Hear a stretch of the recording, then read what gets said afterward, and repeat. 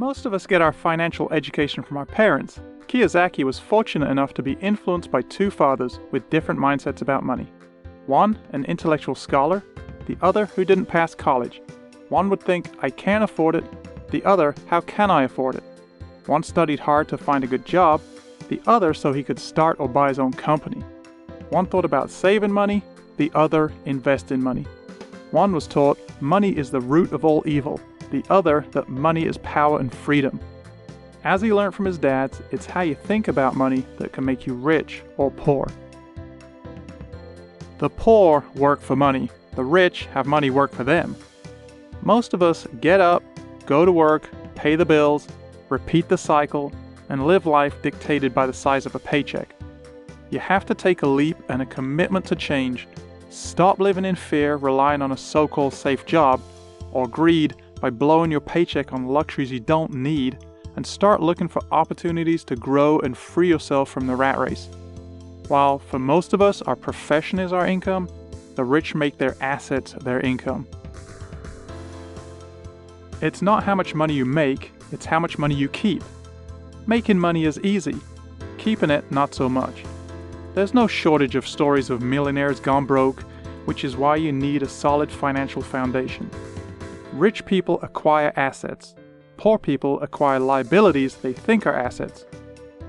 Assets put money in your pocket. Liabilities take money out of your pocket. The rich get richer because their assets grow more income than their liabilities drain. The rich then reinvest into more assets and create multiple streams of income.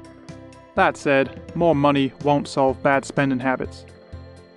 A lot of people actually work January through May just for the government. That's how much they pay in taxes. The rich don't pay these kind of taxes. They learn the tricks and loopholes to avoid them. The rich focus on their assets column, while everyone else focuses on their income statements.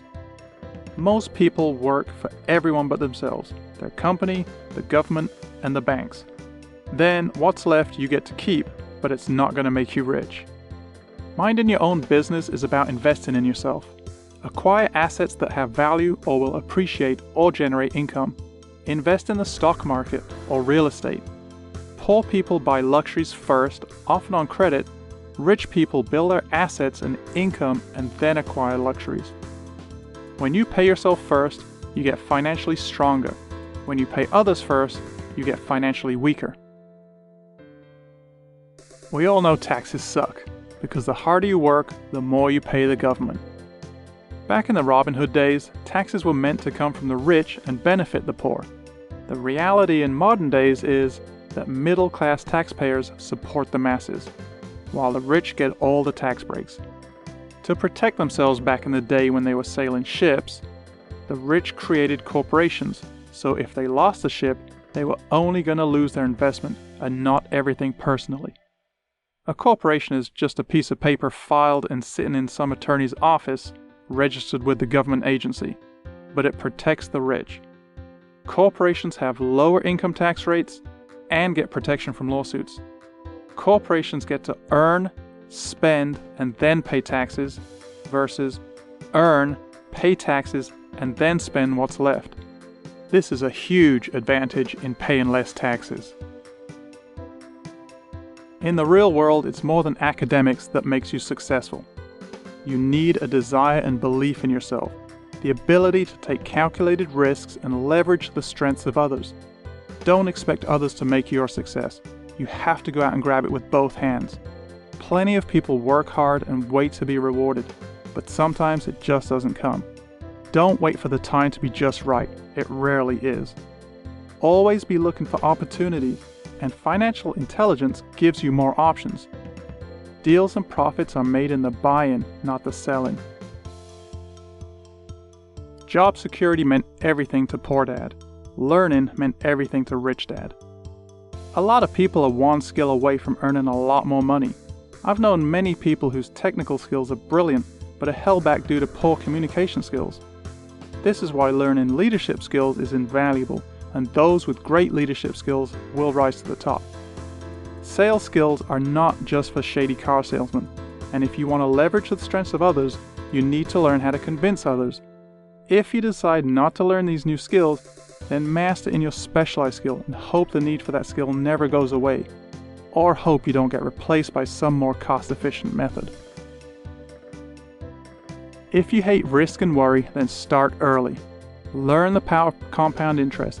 If you don't have much time or want to retire early, then take more calculated risks. Winning means being unafraid to lose. Failure inspires winners and defeats losers. Don't go broke over pennies playing life small. That doesn't mean buying things you can't afford, but instead looking for big investments. Playing it safe is playing not to lose, but that's not the way successful investors win. It's okay to be a little greedy. After all, what would your life be like if you didn't have to work again? Great changes come from wanting to be better. You need to have that desire for a better life. Stop doing what you're doing and assess what's working and what's not. Find a purpose great enough. Without a strong reason, you might as well give up now. Financial freedom sounds great until we have to work hard for it. Make daily choices. Most people don't want it bad enough, so they make excuses. You choose how you spend your time and your money. Invest in your education. Choose friends carefully, by power of association. Learn from the ones who know how to make money and learn from the ones who struggle to make money. And learn quickly. You get what you focus on. If you don't like what you're getting, change the recipe. Pay yourself first. Learn to manage cash flow, people, and time. And pay professionals well. Don't settle for cheap advice. Free advice is worth exactly what you paid for it. Also, don't be afraid of short-term investing strategies. And use assets, not credit, to buy luxuries. Learn how to make money work for you. And just like a kid follows a sports hero, you must follow financial heroes and imitate. And lastly, give and you shall receive. Help as many other people get what they need. Start taking action today and turn income into passive and portfolio income. That's the key to financial freedom.